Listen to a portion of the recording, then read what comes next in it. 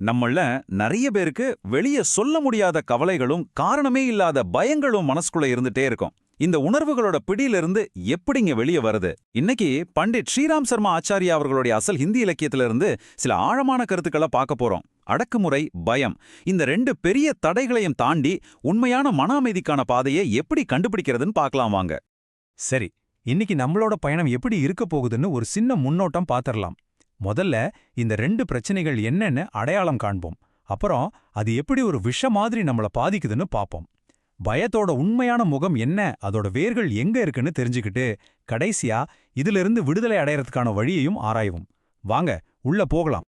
நம்ம மன அமைதியை கெடுக்கிற ரெண்டு பெரிய சக்திகள்ல இருந்து ஆரம்பிப்போம். ஒன்னு குட்டன், அதாவது அடக்குமுறை. ரெண்டாவது பை, அதாவது பயம். இந்த ரெண்டும் தான் நம்ம உள்ளுலகத்தையே ஆட்டி படைக்குது. இது ரெண்டும் பார்க்க ஒரே மாதிரி தெரியலாம், ஆனா இங்க ஒரு முக்கியமான வித்தியாசம் இருக்கு. அடக்குமுறைங்கிறது நமக்கு வெளியே நடக்கிற சூழ்நிலைகளால வர்ற ஒரு எதிர்வினை. ஆனா பயம் அதப்படி இல்ல. அது நம்ம உள்ளுக்குள்ள இருக்கிற பலவீனத்தோட ஒரு பிரதிபலிப்பு, ஒரு கண்ணாடி மாதிரி. இந்த வித்தியாசத்தை புரிஞ்சுக்கிறது தான் முதப்படி. சரி, முதல்ல இந்த அடக்குமுறை, அதாவது குட்டன் பத்தி இன்னும் கொஞ்சம் ஆழமா பார்க்கலாம். நம்ம மனசுக்குள்ளேயே பூட்டி வைக்கிற உணர்ச்சிகள் எப்படி நமக்குள்ளேயே ஒரு விஷமா மாறி நம்ம உடம்பையும் மனசையும் பாதிக்குது. இந்த நூல் குட்டனை வெறும் மன அழுத்தம்னு சொல்லல, அதுக்கும் ஒரு படி மேல போய் அது நம்ம உடம்புக்குள்ள நாமளே உருவாக்குற ஒரு நச்சுப் பொருள்னு எச்சரிக்குது. அடேங்கப்பா, இது எப்படி நடக்குது? இந்த 4 ஸ்டெப்ஸை கொஞ்சம் கவனிச்சு பாருங்களேன். ஒரு சின்ன கோபமாவோ துக்கமாவோ ஆரம்பிக்குது. அதை நம்ம வெளியே காட்டாம அடக்கி வைக்கும்போது அந்த எனர்ஜி அப்படியே உள்நோக்கி திரும்பி நம்ம ஜீரணம், ரத்த ஓட்டம்னு எல்லாத்தையும் பாதிக்குது. கடைசியா அது அல்சர் மாதிரி ஒரு நோயா வந்து நிக்குது. பாத்தீங்களா, வெளியே வராத ஒரு வார்த்தை எப்படி ஒரு நோயா மாறுதுன்னு. அப்போ இதுல இருந்து நம்ம புரிஞ்சுக்க வேண்டிய முக்கியமான விஷயம் என்னன்னா, உணர்ச்சிகளை வெளியில கொட்டுறது பலவீனம் கிடையாது. அது நம்மள நாமளே காப்பாத்திக்கிற ஒரு வழி.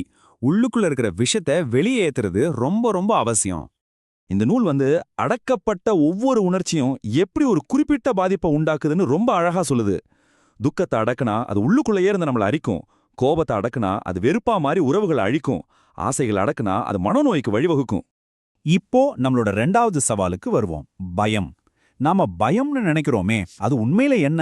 அது நிஜமாவே வெளியேந்து வருதா இல்ல உள்ள இருந்து வருதா? அதோட உண்மையான முகத்தை இப்ப பார்க்கலாம். இங்கதான் நம்ம பார்வையை முழுசா மாத்த வேண்டியிருக்கு. பயம்ங்கிறது நம்மள தாக்குற ஒரு விஷயம் இல்ல, அது நம்ம உள்ள இருந்து நாமளே வெளியில ப்ரொஜெக்ட் பண்ற ஒரு விஷயம். இந்த உலகம் ஒரு கண்ணாடி மாதிரி. நம்ம மனசுல கோழைத்தனம் இருந்தா வெளியில இருக்கிற எல்லாமே பயமுறுத்துற மாதிரி தான் தெரியும். இந்த ஆழமான கருத்து விளக்குறதுக்கு இந்த நூல்ல ஒரு அருமையான கதை சொல்லப்பட்டிருக்கு. மரணத்தின் கடவுளான யமராஜன் பூமிக்கு ஒரு கொள்ளை நோயை அனுப்பி ஒரு 5000 உயிர்களை எடுத்துட்டு வான்னு கட்டளையிடுறார். ஆனா அந்த கொள்ளை நோய் வேலையை முடிச்சுட்டு திரும்ப வந்தப்போ கணக்கு தப்பா இருந்துச்சு. 5000 பேருக்கு பதிலா 15000 பேர் இறந்து போயிருந்தாங்க. இத பார்த்த யமராஜனுக்கே ஒரே குழப்பம். 10,000 யோசிச்சு பாருங்க, கட்டளையிட்டதை விட 10,000 பேர் அதிகமா எப்படி இறந்தாங்க? இந்த கேள்விக்கான பதில்ல தான் பயத்தோட உண்மையான சக்தி ஒளிஞ்சிருக்கு. கொள்ளை நோய் சொன்ன பதில் இதுதான். நான் கொன்னது வெறும் 5000 பேர் தான், மீதி 10,000 பேரும் நான் வந்துருவேணுங்கிற பயத்திலே செத்துட்டாங்க. இதுதான் அந்த கதையோட மைய கருத்து. சில நேரங்கள்ல உண்மையான ஆபத்தை விட அந்த ஆபத்து வந்துருமோங்கிற பயமே ரொம்ப கூடியது. சரி, பயம் நம்ம மனசோட ஒரு பிரதிபலிப்புனா அதோட வேர் எங்க இருக்கு? எது இந்த பயத்தை உருவாக்குது? இந்த நூல் 2 முக்கிய காரணங்களை சொல்லுது. 2 முக்கிய காரணம்தான். ஒன்னு அறநெறியின்மை, அதாவது நாம செய்யற தப்பு செஞ்சா மாட்டிக்குவோமோங்கிற பயம் வரும் இல்லையா, அது. இன்னொன்னு அறியாமை, ஒரு விஷயம்னா என்னன்னே தெரியாதப்போ அதை பார்த்து பயப்படுறது. இந்த 2ம் தான் பயத்தோட ஆணிவேர். இங்க ஒரு ஆச்சரியமான முரண்பாட்டை பாருங்க. நாம நிஜமாவே பயப்பட வேண்டியது எதுக்கு? நம்ம செய்யற தப்புக்கும் அதோட விளைவுகளுக்கும் தான். ஆனா நாம எதுக்கெல்லாம் பயப்படுறோம்? இல்லாத பேய்க்கும் ஒன்னும் பண்ண முடியாத மனுஷங்களுக்கும் கிரகணத்துக்கும் பயப்படுறோம். நம்ம கவனம் எங்கேயோ தப்பா போயிருக்கு. சரி, இப்போ பிரச்சனைகளை எல்லாம் பார்த்துட்டோம், அதோட மூல காரணங்களையும் புரிஞ்சுக்கிட்டோம். இப்போ ரொம்ப முக்கியமான கட்டத்துக்கு வரோம். இதுக்கான தீர்வு என்ன? இதிலிருந்து எப்படி வெளியே வர்றது? முதல்ல அடக்குமுறை விஷத்தை முறிக்கிறதுக்கு என்ன வழின்னு பார்ப்போம். மனசுல பாரமா இருக்கிறத நம்பகமான ஒருத்தர்கிட்ட சொல்லிடுறது, இல்ல செஞ்ச தப்புக்கு பிராயச்சித்தம் தேடுறது, இல்லையா கலை இசை மாதிரி ஏதாவது ஒரு வழியில் அந்த உணர்ச்சிகளை வெளியே கொண்டு வர்றது. இப்படி செஞ்சா மனபாரம் குறையும். பயத்தை ஜெயிக்கணும்னா முதல்ல எந்த சவால் வந்தாலும் சமாளிக்கலாங்கிற தைரியத்தை வளர்த்துக்கணும். ரெண்டாவது, அறியாமைங்கிற இருட்ட அறிவுங்கிற வெளிச்சத்தால போக்கணும். மூணாவது, ரொம்ப முக்கியமானது, நேர்மையா வாழணும். தப்பே செய்யாதவனுக்கு எதுக்கு பயம்? ஆனா இது எல்லாத்துக்கும் மேல இந்த நூல் ஒரு நிரந்தரமான தீர்வையும் சொல்லுது. அதுதான் உபாசனை. இது வெறும் தற்காலிக தீர்வு கிடையாது. இது ஒரு ஆன்மீக பயிற்சி. நம்ம உணர்ச்சிகளோட வேருக்கே போய் அதை சுத்தம் செஞ்சு நம்மள ஒரு உயர்ந்த நிலைக்கு கொண்டு போற ஒரு ஆழமான வழிமுறை.